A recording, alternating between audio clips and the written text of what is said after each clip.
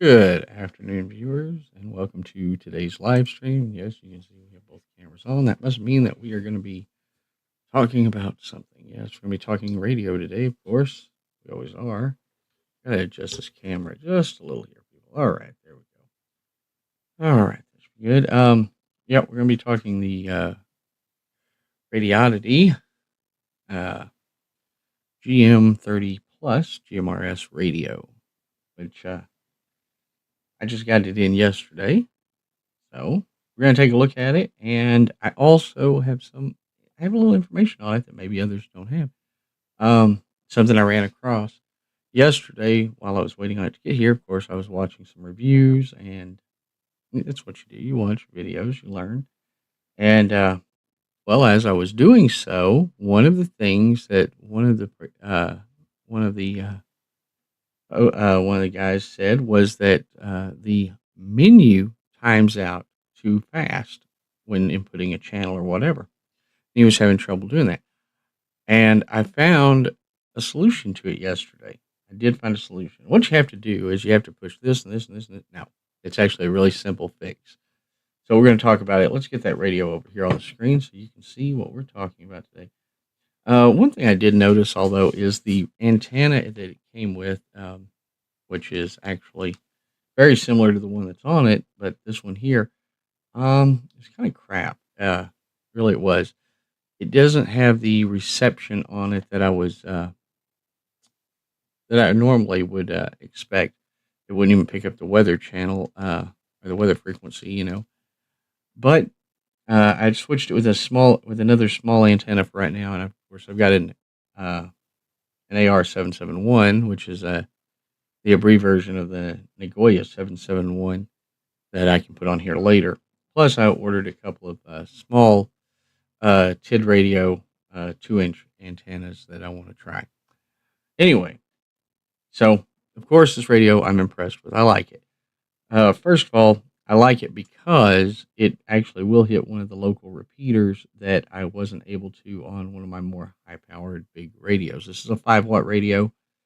I was trying to get a repeater to open up on one of my bigger radios just to see if it was when I was testing the radios and stuff, and whoop, it wouldn't do it. But this guy will do it, so that's a plus right there. I don't know what's with the bigger radio and why it won't do it, but hey, it is.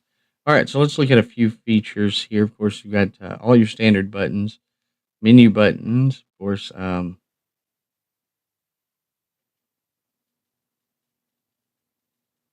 we go. Put it on channel 3. That way, there's no traffic there. All right. So, of course, hopefully there's no traffic on these channels. I meant to switch it before I came on here. Anyway, of course, you got P1, P2 buttons. P1 is your VFO memory button there. You can long press it, and it'll show you the voltage on the radio. P2 switches between A and B, and long press on that activates your GPS. Activates the GPS. Now, I have the GPS set up in here. Last night, it was giving me coordinates on where I am. Today, it is not. But I don't really use the GPS, so it's not going to be a big deal either way. One thing I do like is, of course, it doesn't have the flashlight. Here's the GPS antenna, so it does have the flashlight button, but it is what it is. All right. Of course, top short press on the side key on the top is the radio, and the long press on it. I guess it doesn't do anything. I thought it did, but of course the bottom side key, the short press doesn't do anything. Long press. Okay, for some reason my radio is not functioning like it should. Okay, give me a second here. Of course, that's the George Takei voice, as somebody else put it. I probably won't leave that on there, but okay. The short press of the SK2 is the scanning feature, and the long press just opens the squelch up. Um, long press on side key 1 is the alarm function.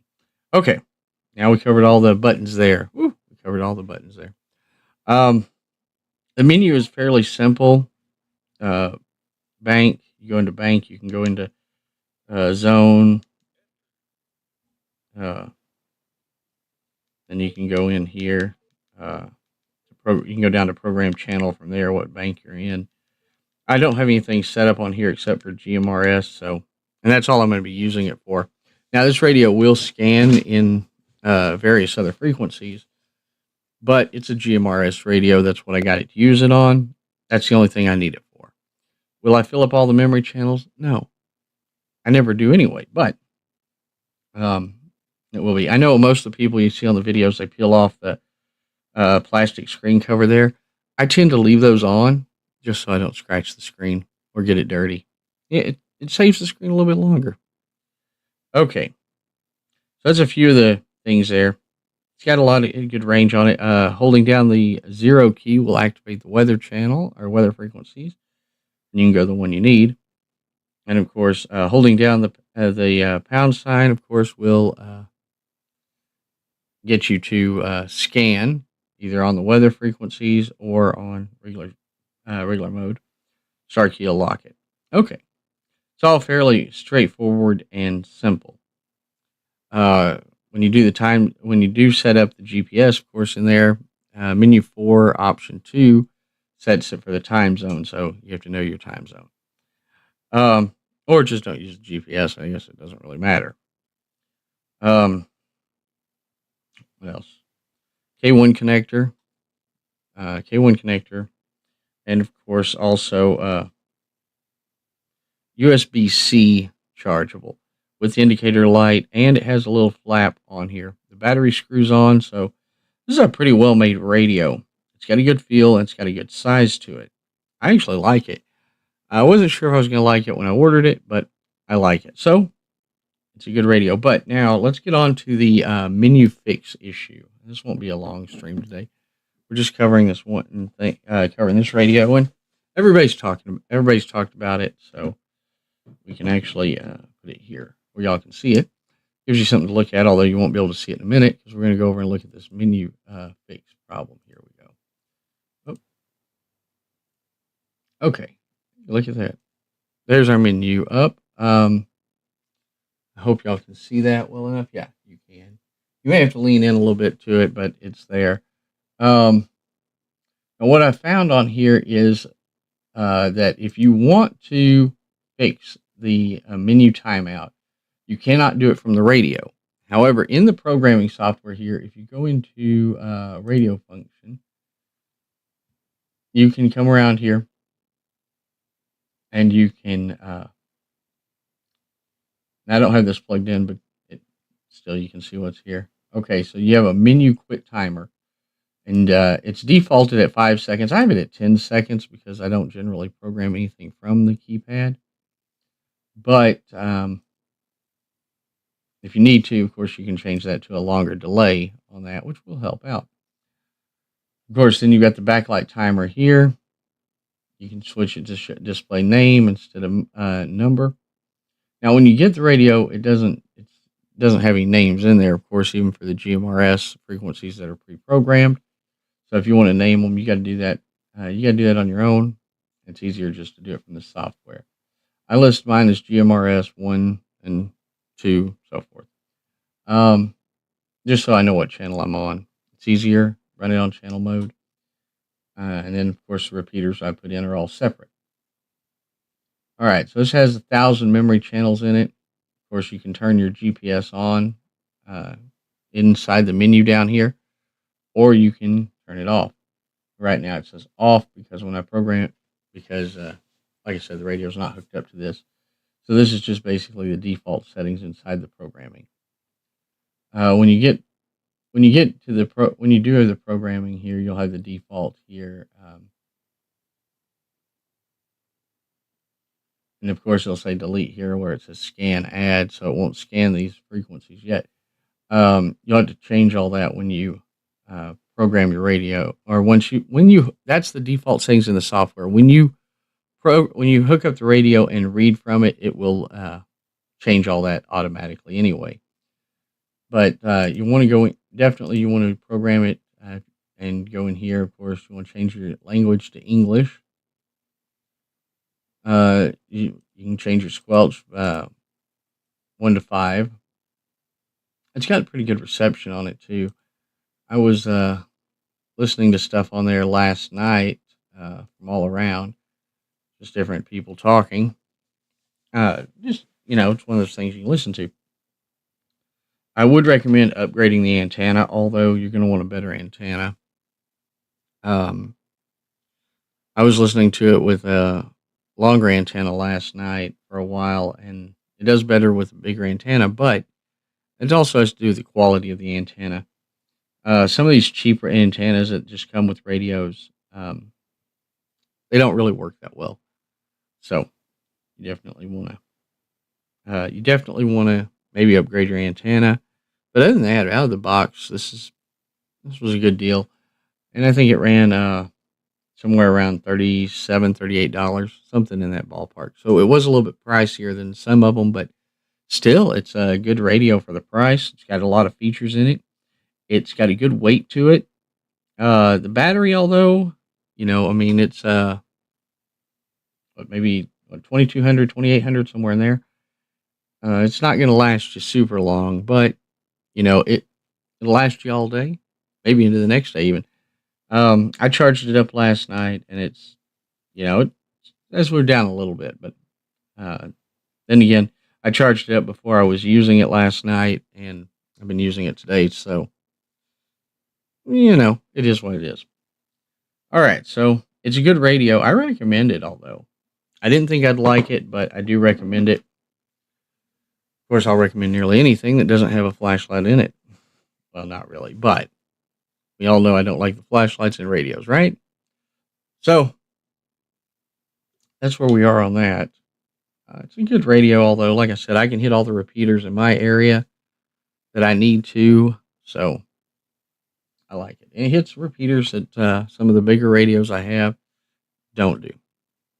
But that should give you the menu fix thing, too. So if you adjust the menu on it, you won't have it timing out on you so often.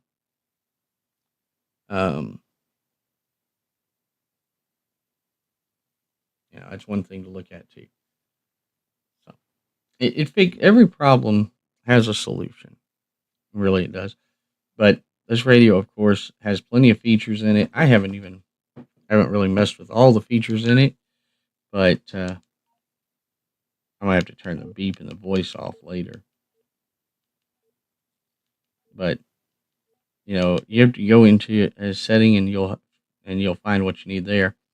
In radio settings, you'll find a lot with squelching, power save, etc. But you won't find. Of course, it does have the Poger beep or Roger beep. I don't use a Roger beep. I don't care for that at all. Of course, I leave the beep on these a lot, but you don't really need them on. Backlight, dual watch, auto lock, alarm mode, alarm tone, all of that stuff. There's a lot of buttons in here you really don't need. A lot of features you're probably never going to use. Most of the time, what you want with a GMRS radio is you want one that you can pick up, go to a channel, and radio somebody immediately, without having to go through all the bells and whistles of frequencies and programming and everything else. And I like a radio that I can use for that purpose. But I have plenty of complicated radios. I do. But when it comes to GMRS radio, that's the only thing I'm going to use this radio for. I'm not going to be scanning the emergency bands or anything else because it won't transmit on them if an emergency happened, which we've talked about before. I have emergency radios for that. This radio is solely for GMRS and for me to communicate with people on GMRS frequencies. That's the purpose of it, and that's what I got it for, and that's what I'm going to use it for.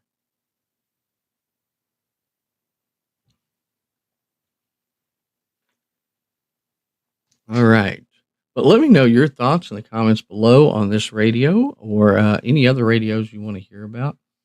We'll have a different, we'll be talking about another radio on the next live stream.